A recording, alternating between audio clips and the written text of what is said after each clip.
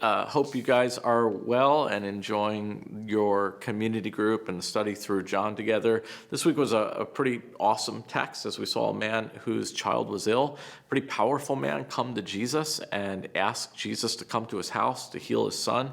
And Jesus gives the whole crowd a rebuke. He's like, unless you guys see the miraculous, you won't believe. And the man pleads with Jesus again to come down. And Jesus looks at the man and says, go, your son is healed. And I love this man because he just believes him and he leaves.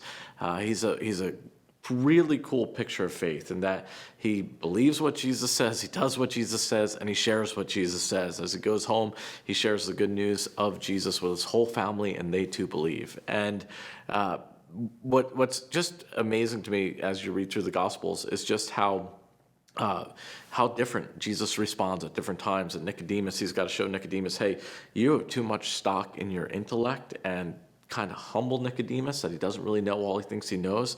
The woman at the well, the woman who is hiding in her shame, he goes to her and he seeks her out. The woman who's trying to hide from everyone, rather take the scorching heat than the shame of her community. Jesus finds her and loves her.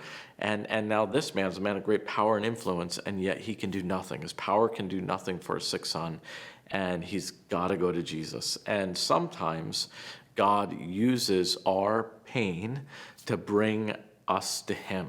And today it'd be pretty interesting to hear in our community group seasons of our own pain and how God used them, how we wouldn't have ever signed up for them, but how our pain brought us to Jesus and how we grew in that season, how we saw him, and how he came through in that season. So love for you guys to encourage one another just with some stories of God's faithfulness as some pain in your own life pushed you towards Christ.